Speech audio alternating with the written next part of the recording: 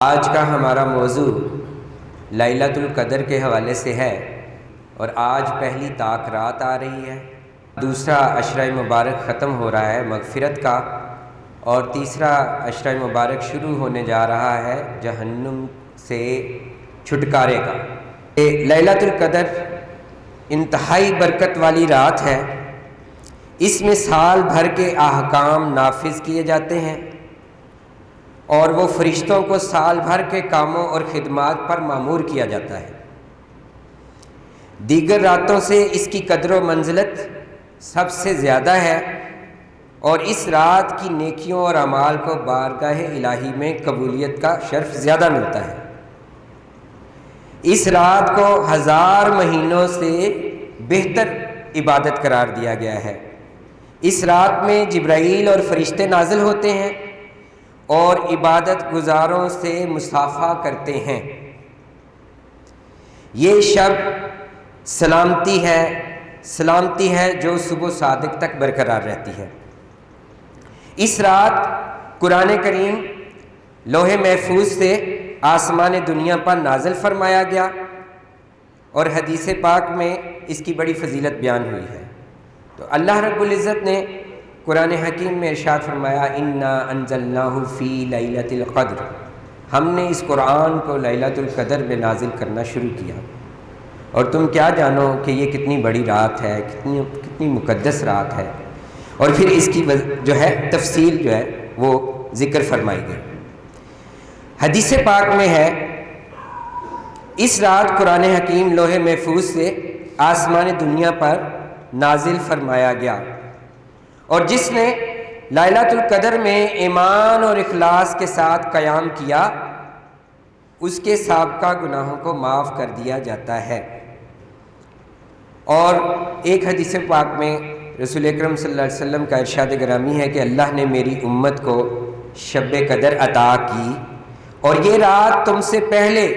کسی امت کو عطا نہیں کی گئی۔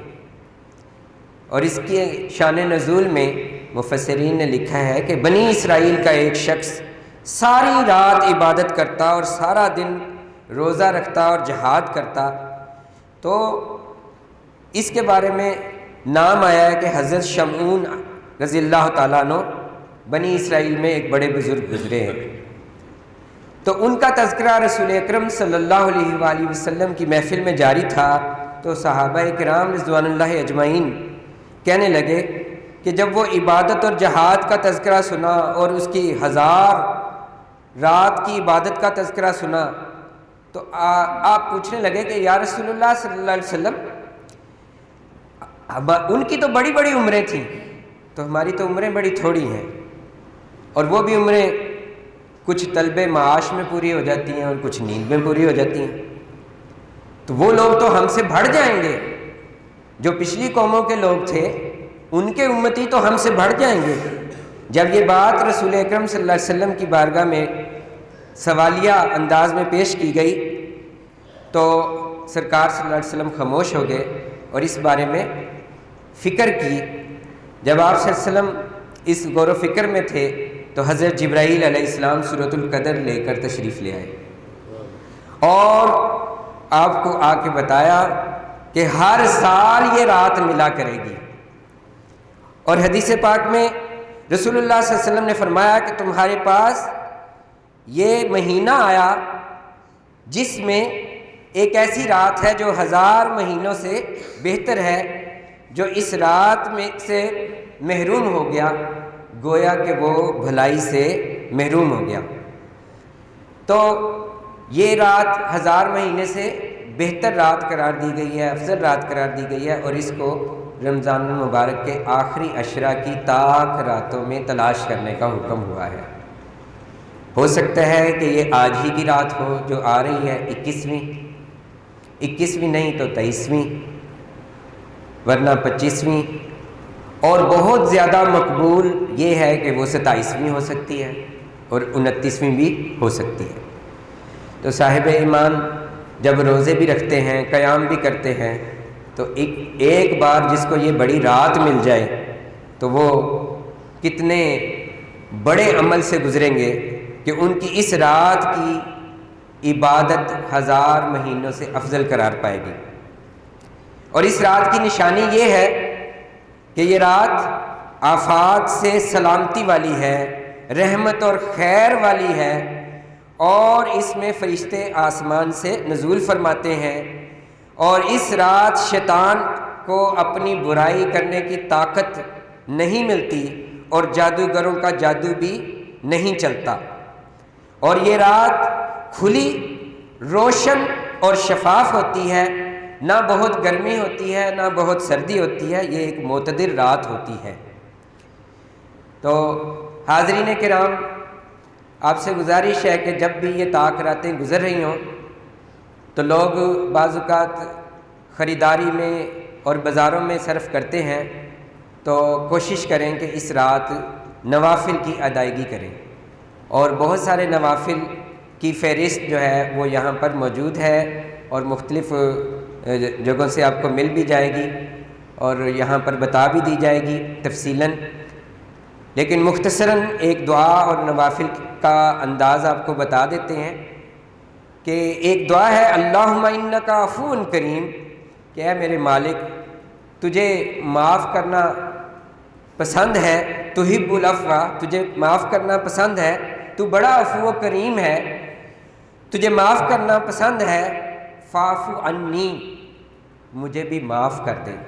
اللہ سے بخشش اور مغفرت جتنی طلب کی جائے اس رات، یہ مقبول دعا ہے۔ اور اسی طرح کم از کم اگر کوئی 2 رکعت نوافل پڑھے تو پہلی رکعت میں بھی سورۃ القدر 3 مرتبہ اور سورۃ الاخلاص 1 مرتبہ پڑھ لے تو 2 رکعت نوافل ادا کرنے سے اس رات کے نوافل کا ایک حصہ ادا ہو جاتا ہے کہ میں نے 2 رکعت نوافل پڑھے ہیں۔ اور اس کے علاوہ دعا کرتا رہے، درود پاک پڑھتا رہے، تسبیح پڑھتا رہے، اور فضول جو ہے وہ دنیا کے مشاغل کو ترک کیے رکھے، اور ہو سکے تو جیسے سنت اعتکاف کے لیے آج لوگ بیٹھیں گے تو جو سنت اعتکاف نہ بیٹھ سکیں وہ 10 دن کے اعتکاف کو تو سنت اعتکاف کہتے ہیں، اگر اس سے کم دن کی توقع ہو، وقت کم ہو، تو وہ اعتکاف نفلی اعتکاف کہلائے گا، وہ جتنے بھی دن ہو سکے وہ آپ بیٹھ سکتے ہیں۔ اور اس میں بھی پھر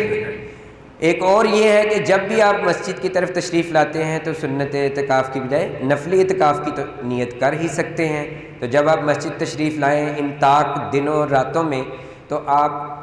بلکہ اس پورے عشرے میں یہ اہتمام کریں کہ ظہر سے عصر تک، عصر سے مغرب تک یا عشاء کے بعد زیادہ وقت مسجد میں ٹھہریں اور زیادہ وقت عبادت اور تلاوت اور درود پاک پڑھنے میں مصروفیت اختیار کریں، تاکہ آپ کو اس پاک ذات سے مغفرت اور بخشش مل جائے جس کے لیے آپ نے اس رمضان میں روزے رکھے، قیام کیا، تراویح کا اہتمام کیا، اور صبح صبح اٹھتے رہے کہ اللہ پاک ہمارا یہ جاگنا، یہ پڑھنا پڑھانا، یہ سیکھنا سکھانا اور یہ چھوٹی چھوٹی نیکیاں قبول کرے، کہ اس رات کی تو نیکی بھی قدر والی ہے۔ اس کو لیلۃ القدر کہتے ہی اس لیے ہیں کہ اس میں بندے کا چھوٹا سا عمل اللہ کے ہاں بڑی ہی قدر میں مقبول ہو جاتا ہے۔ دعا ہے کہ اللہ رب العزت ہمارے اعمال کو قبول فرما لے اور ہمیں معاف فرما دے، بے شک اس کو معاف کرنا بہت پسند ہے۔ وما علینا الا البلاغ المبین۔